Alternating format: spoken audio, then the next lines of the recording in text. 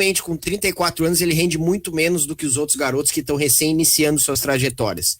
E isso fica evidente a cada jogo. Até ontem a minha nota para ele aumentou. Eu vinha dando 4, 4,5. Ontem foi 5, porque ele não comprometeu, mas contribui muito pouco. O Bruno Cortez, que tem seu espaço na história do Grêmio, tem suas conquistas, beleza. Só que é bem como o Cristiano falou. O Breno foi brilhante, o Elias, para um cara que tá voltando de lesão e, como eu disse, iniciando trajetória, também foi bem, brigou bastante, conseguiu alguns lances, tem potencial, é muito forte. E os outros Léos, né? Os dois Léos que já são jogadores que, não digo assim, são titulares, merecem, jamais, é muito cedo para qualquer coisa desse tipo, mas são jogadores que podem sim ser aproveitados, e principalmente em relação ao Everton, né? Sempre eles antes do Everton. Aí, sem dúvida. Sobre essa questão do Everton, me permitam, o Grêmio, enquanto o Everton esteve em campo, eu não vou dizer nem que o Grêmio tinha um jogador a menos, porque ele, além de não jogar absolutamente nada, gerou diversas situações de perigo a favor do São Luís. Ele dá para dizer que foi quase um 12 contra 10, por conta do Everton simplesmente ter feito, para mim, dos jogos que eu vi, a pior partida dele no Grêmio.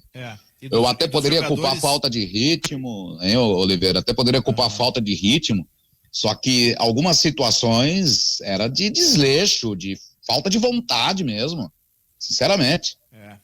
E aí, dos jogadores que estavam em campo ontem, o maior salário era o dele, né? Era o Everton, que se bobear ganha o mesmo que... Aliás, o mesmo não. O Everton ganha o dobro, talvez o triplo, do que toda a folha do São Luís de Juí, que jogou em Passo Fundo, mas é de Juí, enfim, e que tem esse ano uma cota reduzida de televisão, porque o ano passado ele teria sido rebaixado, né, se o campeonato tivesse rebaixamento.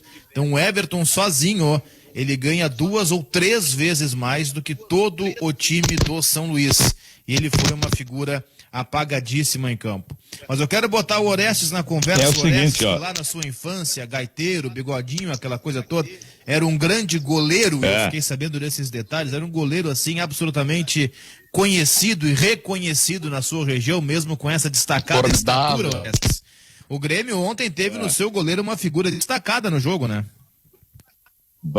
Eu sou fã de seguria, vou dizer uma coisa pra vocês. Aniversariando hoje, 22 bom. anos. 22, eu já fiz 22, hein? Agora é o seguinte, deixa eu dizer uma coisa para vocês, além desse goleiro Breno, que é muito, mas é muito bom, aquela defesa que ele fez no alto foi espetacular, hein? É fantástica. E outra coisa, o Grêmio dispensou o Tassiano, mas ficou o Everton. Alguém tem que ficar, velho. Alguém tem que ficar e tem que jogar, porque senão não tem graça. Esse é um detalhe importante. Né? E outra coisa, assim, Ele tá naquela lista que o Grêmio tá pensando em dispensar, né? Ou dispensar não. Naquela lista que o Grêmio não pensa 2 vezes antes de liberar. Se chegar um time querendo só o salário, vai de graça o Everton, né?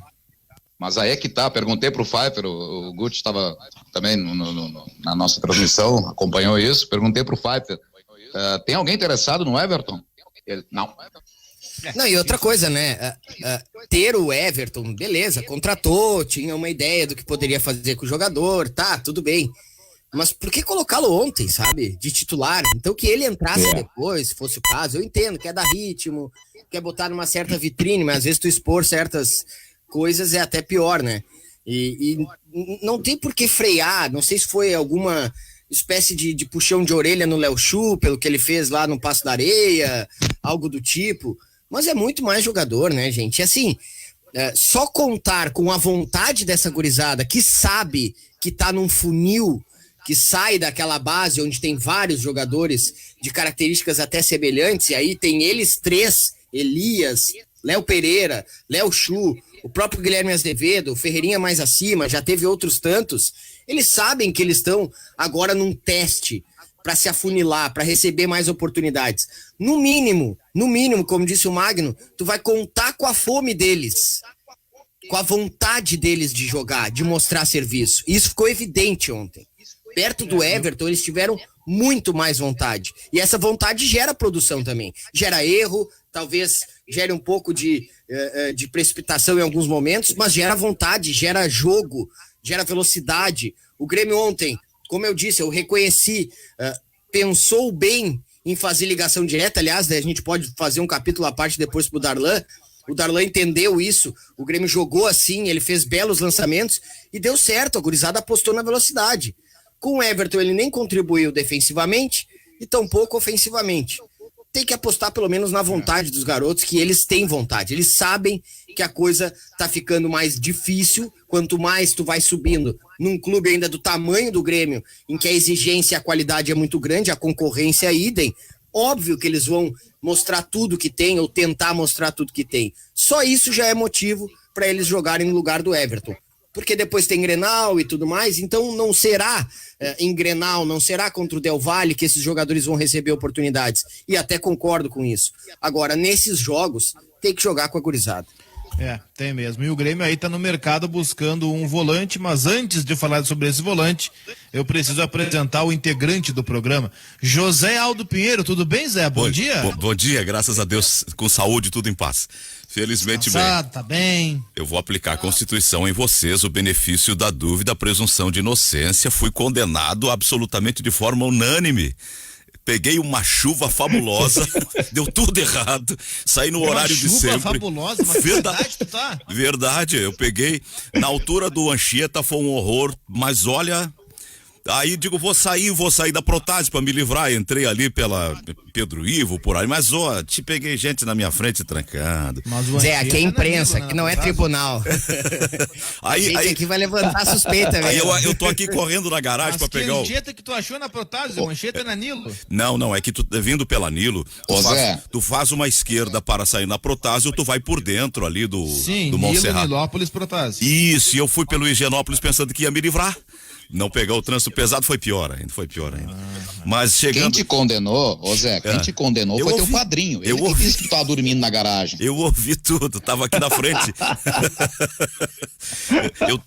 Mas assim, quando a coisa tá torta... Eu como padrinho eu tenho direito. Quando a coisa tá torta, meu padrinho, tudo, cheguei ali, porque eu saí de casa, eu troquei de carro, deixei o controle da garagem no outro carro. Aí tive que correr pra pegar controle aqui, cheguei no elevador, o nosso elevador tá em manutenção. Então foi tudo assim, foi um belo começo de programa pra mim.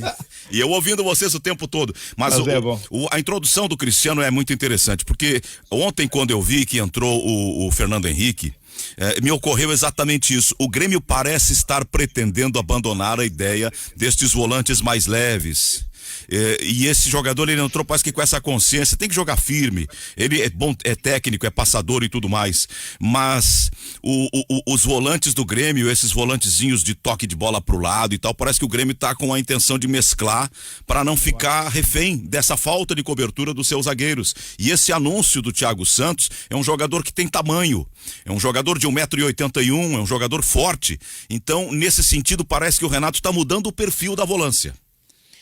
Agora, vamos lá, vai sair o apresentador e entrar o debatedor. Eu prefiro assim, viu, Zé? Eu não gosto de ficar chamando, eu gosto que me chamem, sabe? Eu gosto de dar meu pitaco sobre as coisas. Tá? Assim tá melhor, pra mim, pelo menos. Vamos lá, o Zé falou do Thiago Santos, tá? Que é um tema que eu acho que a gente precisa abordar, porque o Grêmio tá contratando esse jogador. E a gente concorda, né, Cristiano? O torcedor discorda um pouco da gente. Somos minoria, mas concordamos. E eu quero dizer que também é uma coisa que não acontece muito, não é todo dia que acontece, mas eu concordo inteiramente com a fala que o Zé Aldo acabou de fazer aqui na abertura do programa. O Grêmio realmente ele tá mudando ou tá mostrando que tem o interesse de mudar. E não é uma mudança para pior, não. Eu acho que a intenção ela é boa. A intenção, ou talvez o Grêmio tenha percebido, demorou demais para perceber, que a dupla de volantes do Grêmio, e aí eu tô pegando a dupla titular, tá, que é Maicon e Matheus Henrique, ela é uma dupla que não se complementa. O meio-campo do Grêmio, desde 2019, quando essa dupla é titular indiscutível, 2019, o meio-campo do Grêmio é um meio-campo sem equilíbrio. E o futebol é um jogo que você precisa buscar o equilíbrio nos seus setores. O que é o equilíbrio do meio-campo? Meio-campo tem que marcar e jogar, entre outras coisas, né? Criar, correr, enfim, mas em linhas bem gerais mesmo, só para simplificar o raciocínio, ou para facilitar a compreensão. O meio-campo do Grêmio joga com muita propriedade. Maicon e Matheus Henrique com a bola, poxa, irreparáveis ou muito perto disso. E a safra de volantes que o Grêmio forma são volantes construtores. são volantes carregadores de bola e que jogam, como o Matheus Henrique, antes dele o Arthur, ou mais pra cá agora o Darlan, que ontem, enfim, até passou por outras áreas do campo. Matheus Henrique, o Fernando Henrique, desculpa, sabe jogar. Matheus Sarará sabe jogar. Só que o Grêmio não está formando aquele volante de proteção à frente da zaga. Se esperava que pudesse ser o Lucas Araújo, eu acho que ele não está pronto. E muito longe de estar pronto. Eu acho que fez bem o Grêmio emprestar o Lucas Araújo. Aliás, também me preocupo com isso. Estou concordando muito com a direção do Grêmio na última semana, mas vamos lá. O Lucas Araújo emprestado para o Bahia, acho que é uma vitrine legal, Série A de brasileiro, ele vai jogar mais, vai ter minutagem. Aqui no Grêmio, certamente, ele iria para o fim da fila. Então fez bem o Grêmio de emprestar. E tá buscando esse Thiago Santos. O que é esse jogador? Eu vejo as pessoas dizendo assim, tá, mas ele joga numa liga semi-amadora. Desculpa, quem fala isso tá absolutamente atrasado no futebol. Quem acha que a Liga dos Estados Unidos é uma liga semi-amadora, parou nos anos 80. A liga deles é tão profissional quanto a nossa, muito mais organizada do que a nossa e com muitos jogadores melhores do que os nossos. Começa por aí, a Liga dos Estados Unidos. O Thiago Santos é um volante de proteção à defesa, de marcação, de força física e de bons ou ótimos índices defensivos. Ele tem um índice de interceptação que é acima da média que o Grêmio tem, ele tem um índice de cortes por jogo que é acima da média que o Grêmio tem, e ele tem um índice de roubadas de bola que é muito acima da média do índice que o Grêmio tem. E a zaga do Grêmio nesses últimos anos, ela vem jogando permanentemente exposta. O Thiago Santos chega para corrigir esse problema. O Grêmio tem uma dupla de volantes, da qual um desses jogadores geralmente não pode jogar, que é o Maicon, que não consegue ter uma sequência. Então, imaginar já uma vida após Maicon, com um volante mais fixo, mais posicionado, mais protetor da defesa, e soltando o Matheus Henrique para ele voltar a ser aquele Matheus Henrique que era no começo da carreira, aquele Matheus Henrique que chegava na área, que aparecia na frente, que tinha liberdade, e ele conseguia fazer isso porque lá atrás tinha um volante que marcava para ele. Eu acho que isso vai ser muito importante. Nessa aí, eu tô contra boa parte da torcida do Grêmio, que até levantou hashtag Thiago Santos não sei o quê. Nessa aí eu tô contra. Eu acho que o Thiago Santos é uma boa contratação, é um perfil de volante que o Grêmio precisa há uns 3 anos. Alguém para dar equilíbrio ao meio-campo, para dar suporte para o meio jogar, para fazer o trabalho sujo, para carregar o piano e para proteger a defesa. O que está aparecendo aí é que há um vínculo de sentimentos. Um pouco apreço pela figura do Thiago, por não conhecer, e uma profunda frustração do torcedor, porque na véspera a direção desistiu da contratação do Borré, que estava sendo incensado à condição de uma espécie de novo astro do futebol sul-americano pelo valor que o Grêmio se dispôs a pagar de salário. Então... Não fala isso porque senão vou ser obrigado a concordar contigo de novo, vai pegar mal, sabe? A gente vai ficar só concordando. Cristiano... Eu sei onde tu vai chegar e eu concordo plenamente contigo, é a realidade versus expectativa. É a frustração, é o anticlímax. Exatamente. Mas não há conexão entre uma contratação e outra. Zé Aldo tá coberto de razão, eu não sei, o atraso fez bem pro Zé. Não, o problema, o Grêmio sonhou com o Borré e conexão... contratou o Thiago Santos, é uma quebra de expectativa. Mas isso não quer dizer que ele é mau jogador, né? Magno. Eu acredito que uma situação parecida, se fosse uma quebra de expectativa, seria o Borré não vir e contratarem um atacante meia boca, né, no dia seguinte. Aí sim, haveria uma conexão entre uma situação e outra. Mas o Thiago, para mim, independe disso. E eu fecho nessa situação. Para mim, é o cara que vai assumir aquela titularidade para a vida pós-Maicon do Grêmio. O Grêmio contratou um perfil, na verdade, né? Foi isso que aconteceu. O Grêmio contratou um jogador que não tem no seu grupo, como disse o Oliveira. Não tá contratando o Busquets, não tá contratando o Casemiro, mas tá contratando um jogador que possa fazer a função de, primeiro, marcar, ser mais forte. O Grêmio sofre muito com contra-ataques, principalmente. Ontem foi assim de novo, e olha que eram garotos, principalmente o Bobson e também o Darlan, mas eles não têm a característica, eles não são caras de primeira função, eles cumprem isso, eles ocupam aquela faixa, mas eles não têm as características para isso. Isso aí quer dizer que o Grêmio contratando um cara nas feições, com a garra, com a determinação, com a boa marcação que tinha o Maicon, o Renato vai tentar manter o mesmo estilo de jogo, não? Não, eu acho que é o contrário. Não, ele vai mudar. Eu acho que é o contrário. Eu acho que ele tá demonstrando que vai mudar o estilo de jogo. Aliás, se a gente pegar assim, pescar nas entrelinhas aquilo que o Grêmio está fazendo no mercado, eu acho que a gente começa a ter pelo menos essa impressão, ou tem um cheirinho de um Grêmio mudando até o esquema tático daqui a pouco. Porque, por exemplo, os jogadores que o Grêmio busca para o ataque são jogadores que que o atual esquema não comporta numa dupla com o Diego Souza. O próprio Renato, por exemplo, chegou a dizer, e fez o gesto aquele da final da Copa do Brasil, que ligou para o Luiz Adriano. Olha, para Luiz Adriano e Diego Souza jogarem juntos, só mudando o esquema. O Grêmio negociou com o Borré, até anteontem. Para Borré e Diego Souza jogarem juntos, só mudando o esquema. Então eu acho que sim, que o Grêmio está pensando em mudar o seu esquema, em mudar o jeito. O jeito de jogar, não.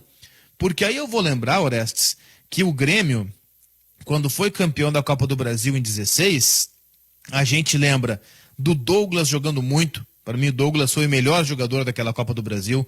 O Luan de falso 9 jogando demais. Só que o Maicon jogando muito, 5 anos mais jovem. Só que a gente esquece que lá atrás tinha o Wallace. O Wallace não era um volante limpa-trilho. O Wallace é um volante muito técnico, sabia jogar. Mas ele era o 5.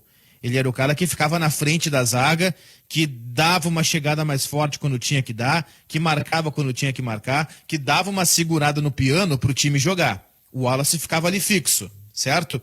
Em 2017 sai o Wallace e o Grêmio busca no Atlético Goianiense o Michel, que fez naquele 2017 o melhor ano da sua carreira. E mesmo depois que ele machucou, o Jailson fez aquele papel. E tanto é que o Maicon lá pelas tantas disse, cara, com esses guris aí chegando, o Arthur, que é um fenômeno surgindo, não, me coloca no banco que eu não tenho espaço nesse time. O Maicon disse isso. E ele tinha razão. Então tinha Michel segurando o piano pro Arthur jogar, pro Luan jogar, pro time jogar do meio pra frente, e depois, quando machucou o Michel, tinha o Jailson. Ele segurava o piano pro time jogar. Do ano seguinte, até teve algum momento ali juntos, Arthur e Maicon, para mim foi um Grêmio muito bom realmente, mas que não durou muito, porque o Arthur saiu no meio de 18. Mas de 19 para cá, essa dupla Matheus Henrique e Maicon não tem o cara que segura o piano. O Matheus Henrique ele fica mais que é pro Maicon sair. Mas aí acaba que nem o Maicon tem suporte e nem o Matheus Henrique dá o suporte. Eu acho que o é uma Matheus questão Henrique física também, né, Cristiano? Cara para jogar na mesma do Maicon e alguém atrás deles. Esse cara para ficar atrás deles, para mim é o Thiago Santos. O melhor Grêmio desse estilo aí era também um Grêmio que deixava o outro time pouco com a bola. O Grêmio até faz isso hoje, mas quando perde, não consegue recuperar, não consegue correr atrás dos caras. Cada puxada de contra-ataque, digamos, na faixa do Maicon, o Matheus Henrique até tenta um pouquinho, mas também não tem a característica de marcar muito. Aí vira um Deus nos acuda, porque o lateral tem que sair do lugar para suprir, o zagueiro sai para dar combate. Então, essa questão de deixar, por exemplo, os zagueiros mais protegidos vai funcionar. Aí vai ter que ser um trabalho do Renato de dar liberdade para o cara à frente desse volante, que no caso vai ser o Thiago Santos. É dar liberdade. Daqui a pouco, e assim, eu falei que a gente ia fazer um parênteses sobre isso, o Darlan é um jogador cada vez mais utilizável, mais útil nesse grupo do Grêmio. Não posso ainda dizer que é craque, não posso dizer que ele tem que tirar o lugar do Matheus Henrique da equipe, nada disso, não vou ser exagerado aqui, mas ele é um jogador cada vez mais útil. Ontem ele dominou o jogo pelo lado do Grêmio, claro, né? O Grêmio não foi o dominante na partida, mas por parte dele e do Grêmio, ele dominou o jogo. Distribuição de passes, gostei do revezamento de posições entre os três volantes, eles não ficaram fixos, ora era o Darlan que saía mais de trás, ora o Darlan aparecia quase como um meia, ele deu as duas assistências, aliás, belas assistências, também tentou passes semelhantes às assistências que não saíram em gol, mas são passes para finalizações que a gente tem que contar também. Então, uma boa partida do Darlan ontem. Ele teve aquela boa fase do Grêmio, que era Darlan, Matheus Henrique, Jean-Pierre, em que pese os adversários mais fracos, o Grêmio chegou a pegar Vasco, Cuiabá, Juventude, eu reconheço, ele esteve muito bem ali. E era quando o Grêmio tinha saúde. Ele não é um grande marcador, mas tinha saúde para perder a bola e tentar recuperar. Depois começaram as quedas individuais, quedas físicas, erros também do Renato em entender mais ou menos o que poderia fazer para tentar estancar aquele tipo de problema, e aí o Grêmio começou a tomar gol, começou a não ter também capacidade ofensiva, e aí a gente viu como acabou a temporada. Mas é um jogador que passa a ter mais importância no grupo do Grêmio. Mas ele é o melhor marcador desse meio campo do Grêmio, sabia? Os números mostram isso. Pois é. O Lucas Silva, ele é um falso primeiro volante. O Lucas Silva não é primeiro volante. O Lucas Silva, ele está sendo tentado pelo Grêmio ser colocado como primeiro volante porque não tem outro. O Lucas Silva não tem nem perfil para isso. O Lucas Silva, ele é um jogador que com 27 anos ele tem uma condição física de um trintão. Ele também é muito pesado, ele também dificilmente consegue completar 90 minutos e tem aí 27 anos. Então é um cara que o Grêmio contratou tentando recuperar, um cara do começo da carreira que foi pro Real Madrid e tal, mas não é um cara que vai empolgar tanto assim. E se pegar os números de marcação de todos os volantes do Grêmio, e aí bota Maicon, bota Matheus Henrique, bota Darlan, bota Lucas Silva, aquele que tem os melhores índices de marcação, de desarme, de roubada de bola, é o Darlan. Ainda assim são índices para mim insuficientes. É por isso que eu acho que o Thiago Santos agrega, porque o Thiago Santos dá ao Grêmio uma característica que o Grêmio não tem. Um volante de presença física, de proteção à zaga que o Grêmio não tem. E acho sim, sinceramente, que ele pode potencializar outros jogadores, inclusive o próprio Darlan. São 11 da manhã. Isso é o principal. Mais 33 minutos, Magno. Pode concluir. Só para completar, Zé, é isso que é o mais necessário. Alguém que potencialize os demais jogadores, para que não fiquem tendo que toda hora consertar o problema de alguém. Potencializar, garantir a presença e, ao mesmo tempo, potencializar os demais companheiros ali da posição. 11 da manhã, 33 minutos. Pois não, Horácio. É bem curtinho assim, ó. Claro que Na sim. minha modesta visão de jogo ontem no Grêmio, teve um momento em que o São Luís aplicou uma blitz para cima do Grêmio que foi impressionante. E ali eu observei, não sei se vocês observaram também, se eu estava certo ou errado, havia um espaço enorme no meio do campo do Grêmio que se aproveitou o São Luís. Dava para se fazer passes longos, pegar na bola tranquilo os jogadores do São Luís. Não havia ninguém por perto, uma marcação forte. E isso aí aconteceu e por isso o São Luís deu uma blitz danada e não fosse o Breno, o Grêmio até poderia ter perdido a partida para o time de Juiz. Agora são 11h34. E o Ariel brincou, viu, Zé? O Ariel brincou para cima ali daquele lado esquerdo da defesa do Grêmio. O jogo inteiro. Podemos voltar um pouco mais no jogo, se vocês quiserem. Eu dizia, são 11h34, eu comecei a falar, o Magno pediu a palavra, eu passei para ele. Eu ia fazer um raciocínio e depois vi que o ouvinte mandou uma mensagem aqui e é numa linha parecida com o que eu estava para dizer. A frustração pela contratação, eu vou começar a atender os recados, pela contratação do Thiago Santos, eu relacionei a não contratação do Borré. E eu ia dizer, se tivesse contratado o volante Rafael Carioca, não teria havido essa grita na rede social contra este nome, porque esse é um jogador cuja a conquista da torcida já é realizada. Mas já conquistou a torcida. Aí o ouvinte, Gutierrez, disse assim, ó: bom dia, Zé, mas a relação é com o Rafael Carioca, aí é frustrante, diz ele. Ele está relacionando diretamente, ele diz que o torcedor está frustrado pela contratação do Thiago Santos, porque o Renato falou que estava negociando com o Rafael Carioca, que a torcida esperava o Rafael Carioca, mas aí e não tem esse. outra questão. Eu entendo, o Rafael Carioca é um baita jogador, ele sabe marcar, é bem verdade isso, mas ele também não é aquele cara super marcador, mesmo que faça a primeira função. Seria um estilo Lucas Silva, um estilo Darlan, não tô falando estilo de jogo, característica, eu tô falando mais capacidade de jogar do que de desarmar. Então, o torcedor também daqui a pouco poderia até se frustrar. Mas ele não é mau marcador. Não é mau marcador, mas tem não é tamanho, tão marcador assim. talvez quanto o Grêmio precise. Ele tem Claro. sentido de posição mais que os meninos. Exato, às ele vezes. teria mais Cobertura e intensidade, tudo. por exemplo, que o Maicon, e aí voltaria a tentativa daquele estilo que eu falei antes, que talvez tu marque menos, mas tu tenha capacidade de ficar mais com a bola, pressionar mais o adversário quando perder ela, mas marcar mesmo, proteger, não seria o caso. Não tô aqui falando que o Rafael Carioca não seria uma boa contratação, acho que seria excelente contratação, mas tô falando mais das características. Ele não é jogador de reter, ele é um jogador de passe. Desarma, organiza, passa. O recado do Jorge Lima, bom dia, José Aldo, rede social, não joga, só atrapalha. O Grêmio está montando um bom time, diz o Jorge, está esperançoso. Zé, Rafinha, Kahneman, Jeromel, Thiago Santos, Maicon, Alisson, Pinares e Diego Souza. Olha a média de idade, que renovação de time é essa? Abraço, Felipe Canoas. Esse outro diz assim: Darlan melhor que Matheus, não vi na final do Mundial Rafael Carioca como roubador de bola. Precisamos de roubadores de bola no meio campo. Ele não é. Ele é bom, ele marca bem e tal, mas ele não é um roubador de bola. É um excelente jogador, claro, mas ele é bom não de é um roubador de cobertura. bola. Ele tem senso de Isso, posicionamento, isso. assim. Aí entra Mas Thiago o- Santos, que é ladrão de bola. E só na comparação com o Exato, Maicon, claro que já seria um acréscimo, né? Claro que já seria um acréscimo. Não, e o Thiago Santos, é claro que o Rafael Carioca é melhor que o Thiago Santos, vamos deixar isso bem claro. Rafael Carioca, aquele sinal maior que Thiago Santos, tá? Ponto, é indiscutível.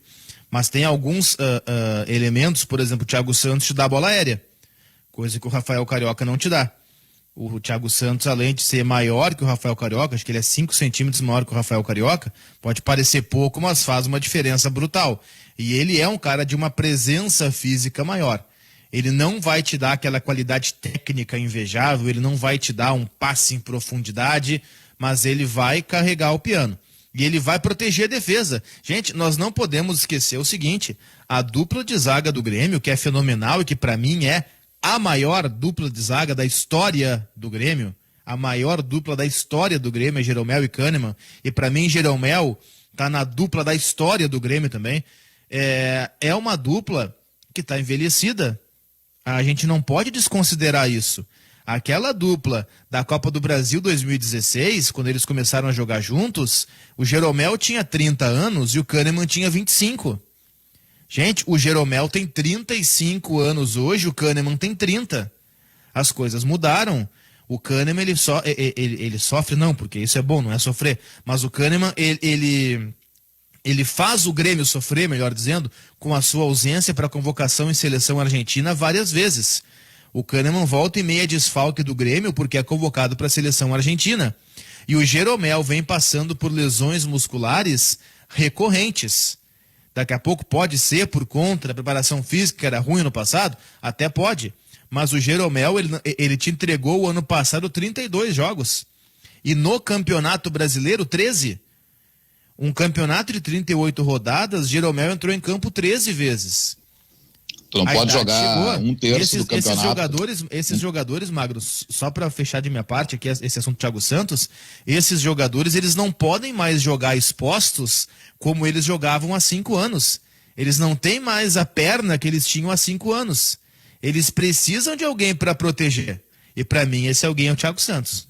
Bem, Magno, pra gente ir pro intervalo. Não, o Jeromel é o principal zagueiro do Grêmio. Por mais que a dupla, e eu sempre assevero isso, que ele e o Kahneman são, sim, no caso, a melhor dupla da história do Grêmio de zaga, o Jeromel não pode jogar só um terço do Campeonato Brasileiro por conta de lesão. Uma coisa é convocação para a seleção, como é o caso do Kahneman, como já foi do próprio Jeromel. Agora, por lesão, e sim, por conta de preparação, Jeromel não pode jogar só um terço de um Campeonato Brasileiro, né? Muito bem, nós temos agora 11 da manhã com 40 minutos. Depois do intervalo, vou fazer aqui a divulgação da última edição da nossa revista Gol. O querido Avelino trouxe para nós aqui. O Marcelo Costa diz: essa direção do Grêmio tem conhecimento zero de mercado, será bem-vinda uma eliminação para o Del Valle. Tá brabo ele. Ele diz que o Thiago Santos é violento e ruim. Mandou olhar vídeos dele correndo atrás dos adversários. Obrigado, Marcelo. Tá dado o teu recado. Nós já voltamos. Atenção, homens, para essa super novidade. Conheça e experimente. XY8 é um poderoso afrodisíaco e energético sexual natural que age na corrente sanguínea em até 40 minutos após seu consumo. XY8 tem efeito duradouro de até 12 horas no seu organismo. XY8 auxilia homens com problemas de impotência sexual e ejaculação precoce. Tomando XY8, você estará sempre pronto. Tenha momentos de prazer e magia. E o que é melhor, satisfaça totalmente sua parceira com XY8. Já à venda nas farmácias São João. Pois é, tá difícil. O desemprego e a crise gerados pela pandemia estão sufocando a gente, né? Por isso, a Prefeitura de Canoas lançou o Auxílio Emergencial Canoense. Um cartão de R$200 mensais para garantir o arroz e o feijão na mesa, produtos de higiene e até rações para os pets. Tem ainda vale transporte e curso de qualificação. É a Prefeitura de Canoas trabalhando para ajudar quem mais precisa. Auxílio Emergencial Canoense. Um fôlego na hora do aperto. Saiba mais no site da Prefeitura de Canoas. Este é Leite na Campanha. No meu governo, Corsã e Banrisul continuarão públicos. Este é Leite no Poder. Encaminho à Assembleia, esperamos que possa se aprovar rapidamente a retirada da exigência do plebiscito para encaminharmos então o projeto de lei que autorizará a privatização da Corsã. Mentir ao eleitor é grave. Tentar roubar a voz da população é pior. Deputados, digam não à PEC da mentira. Digam sim ao plebiscito. Sim de bancários.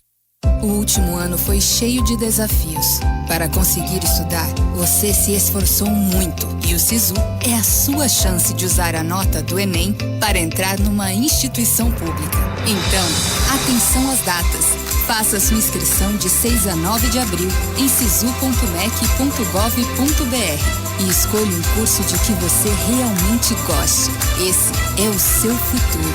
Ministério da Educação, Governo Federal, Pátria Amada Brasil.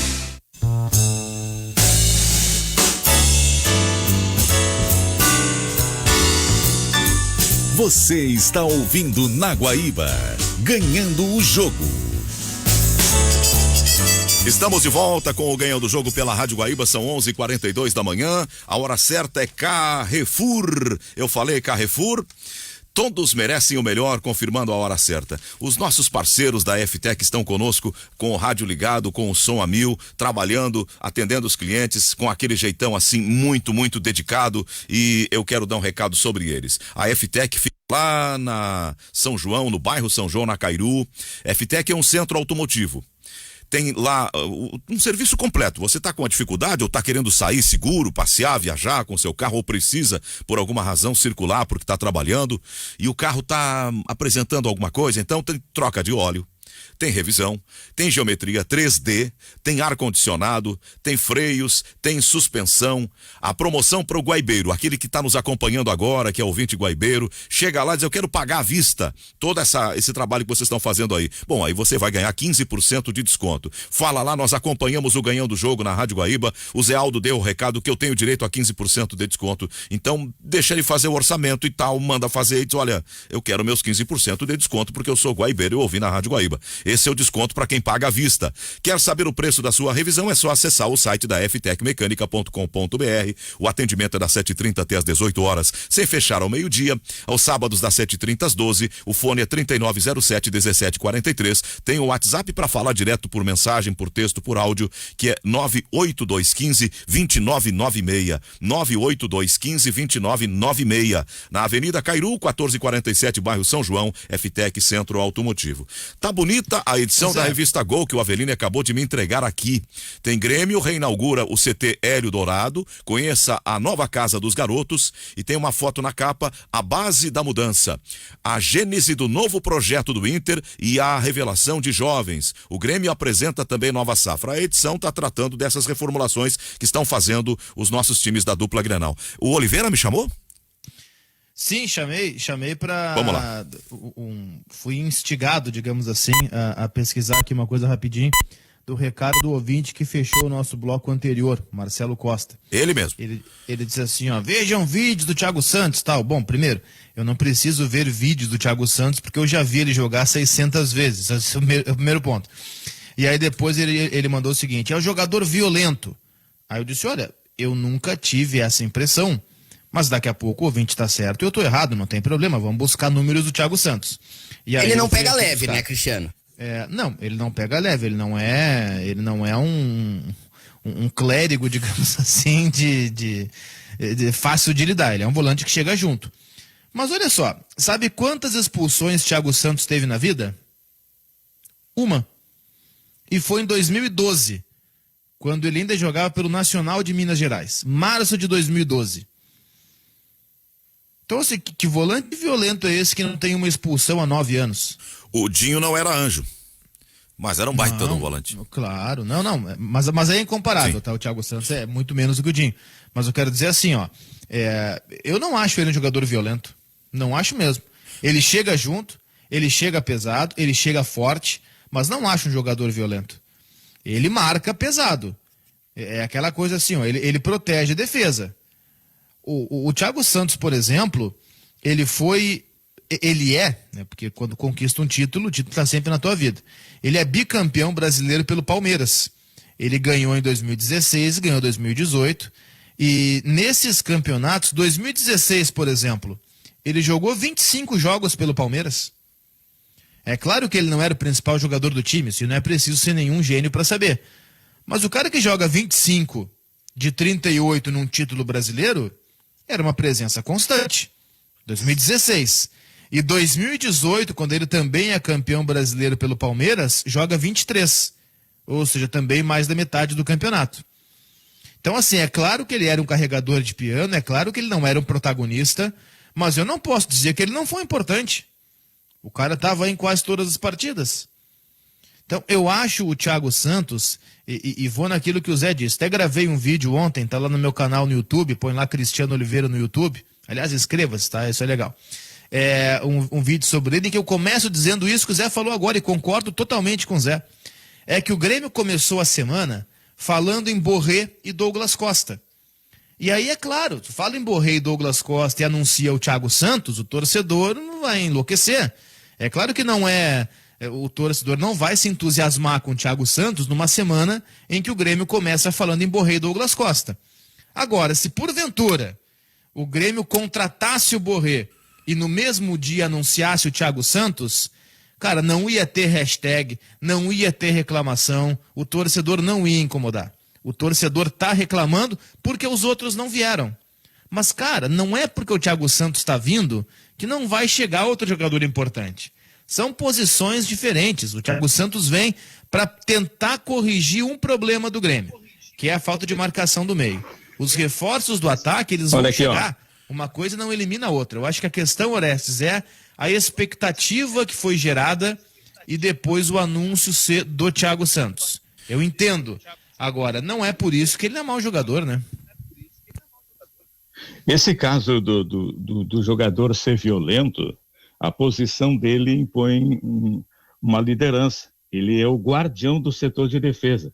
Ele pode ser um cara que chegue junto, chegue forte, chegue firme. Ele tem que chegar forte e firme, ele está guardando aquele setor de defesa. Não é pela posição que ele vai sair dando pontapé em todo mundo. Agora, só uma expulsão em 2012 até o presente momento não dá para classificar o cara como violento, como batedor de adversário. E também a posição dele um cartão amarelo a cada 3 jogos e meio e uma expulsão na carreira toda. Pois é. E alto índice de desarme também, né? Média de 3,2 desarmes por jogo. Bem, eu preciso fazer um registro aqui. O meu querido Luciano Vargas está fazendo, me lembrando disso.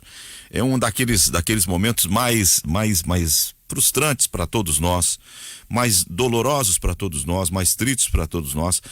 Nesses tempos de pandemia, nós estamos sofrendo a cada dia perdas que são decorrentes da Covid. Mas há perdas que são outras. Enfim, são mortes que acontecem como rotineiramente, toda hora, seres humanos falecem, deixam este mundo.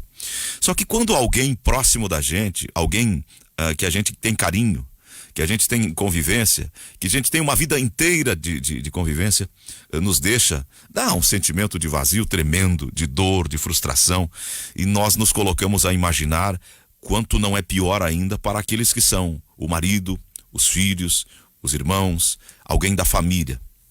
O Cristiano Silva nos passa dizendo do falecimento da esposa do nosso querido João Carlos Calvano Belmonte. O João Carlos Belmonte, companheiro de tantos e tantos anos dessa imensa audiência da Rádio Guaíba, e uma vida inteira de convivência com a dona Lígia, se tornou viúvo hoje. Faleceu a dona Lígia, o velório está acontecendo, será às 15 horas no crematório metropolitano o velório, está dizendo aqui o Cristiano. Então, nós estamos fazendo esse registro porque tem muitas pessoas que gostam do Belmonte do rádio, mas que gostam do Belmonte, o pai de família, o pai do Ricardo, o pai do Roberto, do Belmonte ser humano, e que adoravam também Dona Lígia, porque onde estava um, estava o outro, sempre juntos, não sei quantos anos de casado, algo próximo de 50 anos. A Dona Lígia nos deixou hoje. Era uma figura adorável. Então quero deixar um sentimento de profundo pesar ao Belmonte, ídolo de todos nós, ao João Carlos Calvano Belmonte, um abraço de solidariedade e pesar ao Caco, ao Roberto, ao Ricardo, enfim, fica aqui de toda a nossa equipe, em nome do Departamento de Esporte da Guaíba, em nome de todos, da nossa direção, que tem profunda estima pelo Belmonte, esse sentimento de solidariedade nessa hora. E velório às 15 horas no crematório metropolitano. Belinho, um beijo na careca, querido. Meu sentimento profundo, sinta-se abraçado nesse momento. Isso aqui é horrível, muito, muito ruim para qualquer pessoa que tenha uma vida inteira com uma companheira do lado dele. E Dona Lígia parecia tão forte. Para mim é uma surpresa isso. Mas feito o registro, estamos agora com 8 minutos para o meio-dia. Só o meu abraço que tu, em nome da gente, transmite ao Belmonte, à família. Um grande abraço, meu sentimento de pesar também ao João Carlos Belmonte e a todos os familiares. Belmonte é conhecido entre os colegas de rádio, os colegas do meio, como o Belinho. E é uma figura extremamente ética, um cara corretíssimo, muito sério. E bem tradicionalista, assim, família o tempo todo, era acima de tudo, apaixonado por Dona Lígia a vida inteira.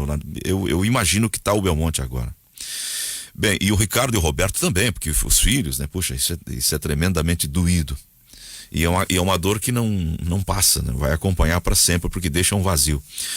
Nós estamos falando muito sobre a questão envolvendo a contratação do Grêmio. Ô Zé. Tem gente que está colocando em dúvida o fim da negociação com o Borré. Teve um ali que disse, não se iludam, daqui um pouco o Grêmio vai anunciar o Borré também, ou o Borré.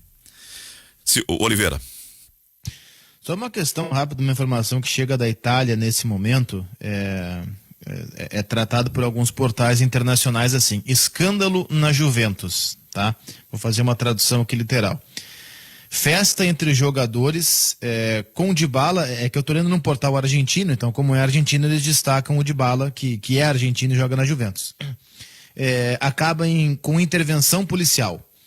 Cerca de 10 pessoas, alguns jogadores, outros não, se juntaram na casa de McKennie, que é um estadunidense jogador da Juventus, quebrando assim as normas contra o coronavírus, ou seja, aquelas normas de isolamento em relação ao coronavírus também na Itália. Entre alguns jogadores da Juventus que estavam nessa festa, entre esses 10 jogadores e outros não jogadores que estavam nessa festa, Dybala, argentino, o próprio McKennie e o brasileiro Arthur.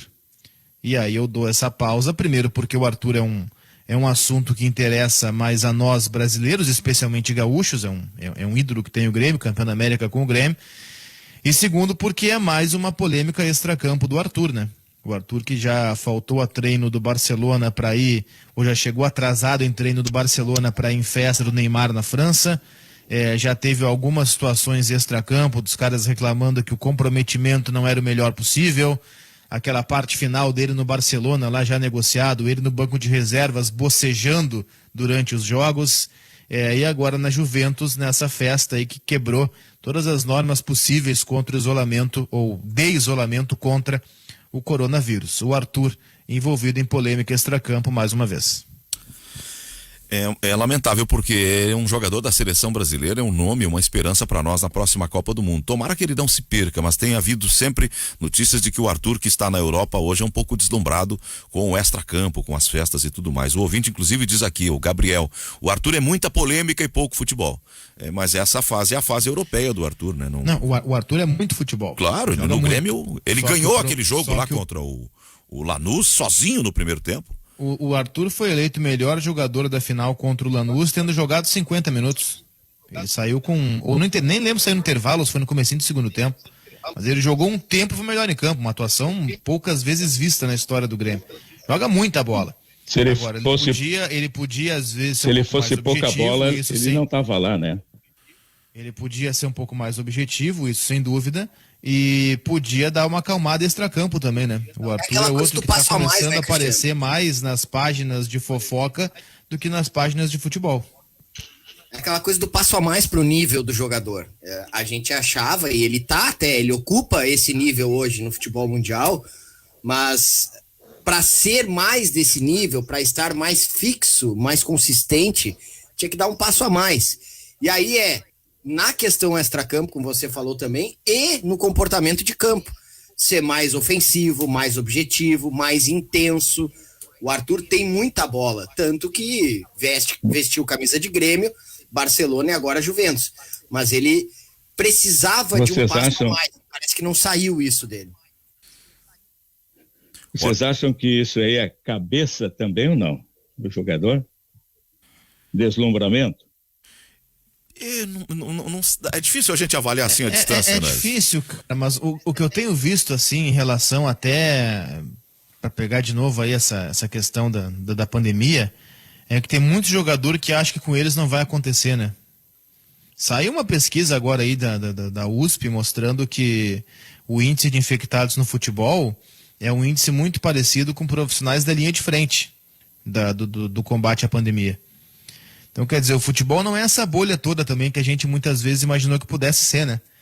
O futebol ele pode ser uma bolha em relação à testagem. Os caras são muito mais testados do que a população como um todo, sem dúvida. Os caras têm aí 2, 3 testes por semana. Agora, o índice de casos positivos no futebol, aqui no Brasil especialmente, é muito alto. Se comparado a outras ligas, eu acho que eles pegaram a comparação com o campeonato dinamarquês ou norueguês. Claro, a comparação daí prejudicou o Brasil, é claro. Mas lá o índice de casos positivos é de 0,2%. Aqui eu acho que é de 11%. O índice aqui do Brasil, isso, 11% e é igual dos profissionais de saúde que estão atuando no combate à pandemia, né, nos hospitais. Bem, o noticiário vai chegar, o Gabriel Medeiros já dá uma metida de mão aqui, diz assim, isso deve ter sido organizado por esse argentino de bala. Onde tem argentino tem confusão, dizer. Não é bem assim, cara. Tem gente que como se brasileiro não fosse, como se brasileiros não fossem nem um pouco festeiros também, né? Eu sou chato, é o tipo de brincadeira que eu não entro. Gabriel, valeu, obrigado pela companhia aí, pelo Facebook tá com a gente. Bem, nós vamos para o noticiário e depois voltamos, temos que falar muito sobre o Inter. O Inter ontem teve a sua primeira na fase com o comando do técnico Miguel Ángel Ramírez, o seu primeiro empate. Os primeiros perdidos foram no jogo de ontem em casa, no Beira-Rio, e teve a estreia do Palácio. Tem uma série de coisas pra gente comentar aqui. Vamos fazer o intervalo. Depois das notícias vamos voltar. Magno. E já recebi recados ontem de torcedores colorados que não querem mais saber das invenções de técnicos estrangeiros. Não tá, eu tô me surpreendendo com a má vontade em relação ao Ramírez, pauleira no cara ontem durante a transmissão na live do Facebook. Que surpresa, cara, poxa vida. Eu tô surpreso, porque o cara é bacana. Eu tô sem saco pra essas coisas, viu, sinceramente. Não, mas aí cada um tem o direito de ter as suas avaliações. Eu tô sem paciência. Não tem, cara, eu também não sou dessa aí. Eu acho que nem todo mundo tem direito de falar do que não sabe, viu? Mas enfim. Voltamos depois das notícias da edição do meio-dia do Guaíba Notícias com o nosso debate do Ganhando o Jogo. Rádio Guaíba. Informação com independência e credibilidade. FM 101.3, AM 720. Se a informação é o que você quer, então ouça o que a gente tem a dizer.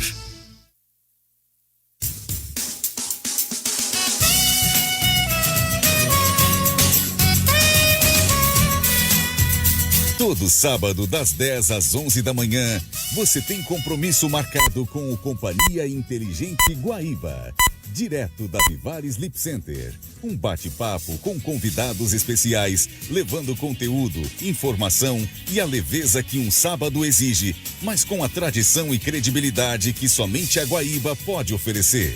Companhia Inteligente Guaíba.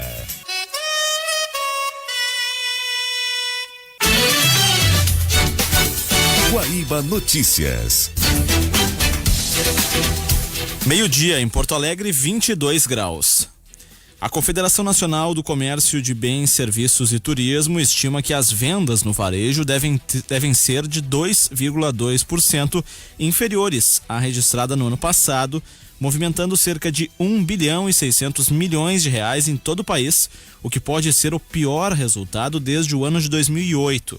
Em nota, o presidente da entidade, José Roberto Tadros, afirmou que a retração nas vendas deste ano se deve às restrições de funcionamento do comércio, mas também ao fato de que parte da população viu sua renda cair em meio à pandemia. O governo do Rio Grande do Sul receberá na manhã desta sexta-feira o maior lote de vacinas contra a Covid-19 desde o início da campanha de imunização. O Ministério da Saúde liberou 645.150 doses aos gaúchos, sendo 600 mil na fórmula da Coronavac, fabricada pelo Instituto Butantan, e o restante da Oxford AstraZeneca, produzidas pela Fundação Oswaldo Cruz, a Fiocruz. Segundo a Secretaria Estadual da Saúde, a distribuição dos imunizantes será feita no mesmo dia. Informações do trânsito. Oferecimento Prostfin Gotas Prostáticas, porque prevenir é a melhor opção. Temos um grande congestionamento agora na região metropolitana, na 290, ali pouco depois do pedágio de Eldorado do Sul, no quilômetro 122, houve hoje de manhã um grave acidente envolvendo duas carretas, somente danos, mas foi necessário bloquear a pista. Agora ela está sendo liberada parcialmente e por isso esse congestionamento muito grande que já supera os 7 quilômetros. Repito, é pouco depois do pedágio de Eldorado do Sul para quem segue em direção ao interior, evite se puder a 290 agora. Aqui na capital o trânsito está fluindo bem, destaca um movimento bastante intenso na Assis Brasil, agora nos dois sentidos, entre o viaduto Obirici e o terminal Triângulo. Grupo Troca, a primeira classe da logística há quase 3 décadas, movendo o mundo pela sua entrega. Com informações do trânsito, Flávio Siqueira. Tempo parcialmente nublado em Porto Alegre, agora na Rua Caldas Júnior, 22 graus. A partir de diálogo com entidades e prefeitos, o governo do estado decidiu permitir, após reunião do gabinete de crise, realizada agora há pouco, a abertura de atividades não essenciais como comércio e restaurantes apenas no sábado, entre 5 da manhã e 8 horas da noite. No entanto, a suspensão geral das atividades foi mantida para sexta e também domingo de Páscoa. Os trabalhadores poderão saber só a partir de amanhã se receberão a nova rodada do auxílio emergencial. A previsão inicial do governo federal era que a consulta poderia ser feita hoje, mas a liberação dos cadastros foi adiada. O ministro da Cidadania, João Roma, afirmou que o sistema online para consultas ainda está sendo finalizado e que a partir de amanhã a consulta estará disponível na página do Ministério e também através do site da Dataprev e da Caixa Econômica Federal. Guaíba Notícias, próximo informativo a 1h com a segunda edição do Correspondente Guaíba.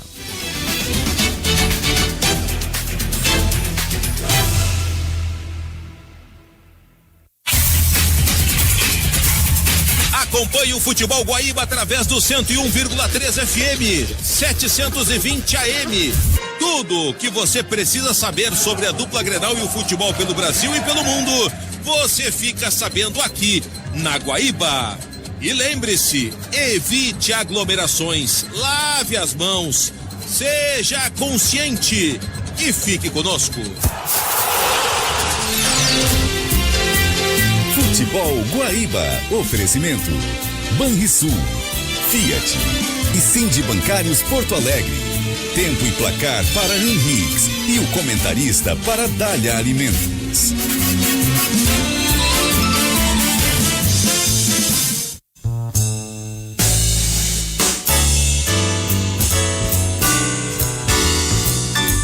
Você está ouvindo na Guaíba, ganhando o jogo. Retomamos o Ganhando o Jogo, 12h, 4 minutos agora, a hora certa é Carrefour. Eu dizia Carrefour, todos merecem o melhor. Nós estamos debatendo aqui no Ganhando o Jogo as coisas do nosso futebol. A primeira hora nós falamos sobre Grêmio e como sempre acontece, os caras, e cadê o Inter? E a gente vai falar sobre o Inter agora. Ontem o Internacional acabou tropeçando no Beira-Rio. Sim, acho que dá para considerar um tropeço. Ele empatou com o São José em 0-0, o time vinha ganhando. E ontem acabou, mesmo em casa, no seu gramado, eu até lá fiz durante o Esperando o Futebol, dá um placar aí, Zé Aldo, vamos fazer o palpitão aqui, vai dar 4-0 pro Inter, mas o Inter não conseguiu fazer um gol sequer. O jogo teve comentários do nosso Cristiano Oliveira, então vamos começar por ele, essa análise do jogo do Inter e das coisas do Internacional. Vamos lá, resultado e atuação foram muito diferentes ontem à noite. O que não quer dizer que o Inter tenha tido uma atuação maravilhosa, não foi o caso. Mas o Inter jogou para fazer mais do que o 0-0. O melhor jogador em campo, disparado, muito acima dos outros, foi o Fábio, o goleiro do São José. O Inter criou oportunidades, o Inter obrigou o Fábio a fazer grandes defesas, o Inter perdeu o gol na cara do goleiro, o Inter chutou para fora na cara do goleiro, o Inter criou. Se o Inter criou, qual é exatamente a crítica a ser feita ao Miguel Ángel Ramírez? O Miguel Ramírez ensaia ao longo da semana uma jogada trabalhada, uma jogada pensada, uma jogada treinada, daquela roladinha de bola do Edenilson para o Maurício, que Maurício se desvencilha na segunda trave, fecha sozinho, sem marcação, todo mundo espera o chute, o Edenilson dá assistência e Maurício recebe sozinho na área, uma jogada muito bem trabalhada. Agora, qual é a culpa do Miguel Ramírez se o Maurício dá uma rosca em bola e perde o gol? Não tem culpa o técnico. Tem uma outra jogada, e o Inter fez isso várias vezes, do zagueiro mandando a bola no Guerreiro, e não por cima, não no balão, uma jogada por baixo, uma jogada pensada. O Guerreiro sai da área, carrega um zagueiro com ele, recebe aquele passe quebrador de linha ou do Zé Gabriel ou do Cuesta, faz o pivô fora da área, o zagueiro com ele, dá o tapinha para trás e nisso o meio-campista entra na área para aproveitar o espaço vazio deixado pelo Guerreiro. E entra na cara do goleiro, quem entrou foi o Lindoso. Essa jogada é treinada, é trabalhada e ela foi executada ontem. Oliveira. O Lindoso entrou na cara do gol. E aí o que é que ele fez? Ele deu um bico para fora. O Miguel Ramírez tem culpa do Lindoso ter dado o bico para fora? Não, não tem. Miguel Ramírez ensaiou a jogada e ela foi feita. No segundo tempo, por exemplo, o Thiago Galhardo chegou cara a cara com o Fábio, mas cara a cara com o Fábio, e tentou dar um tapinha por cima e o goleiro do São José defendeu. Por que eu estou dizendo tudo isso? Eu estou dizendo tudo isso para mostrar que é muito fácil analisar o resultado e dizer que 0-0, não, o Inter não jogou nada. Não, o Inter criou oportunidades. O Inter criou. Não foi uma grande atuação? Não foi uma grande atuação. Mas também não é uma atuação para se dizer que está tudo errado e vai ser goleado no Grenal e meu Deus, que horror, e manda embora o Miguel Ramírez. Gente, vamos parar e vamos falar sério. É um começo de trabalho, coisas boas vão aparecer, ontem apareceram, coisas ruins vão aparecer e ontem apareceram também. A ineficiência do Inter é um ponto negativo. O Inter perdeu gols, como eu disse, na cara do goleiro, consagrou o goleiro do São José.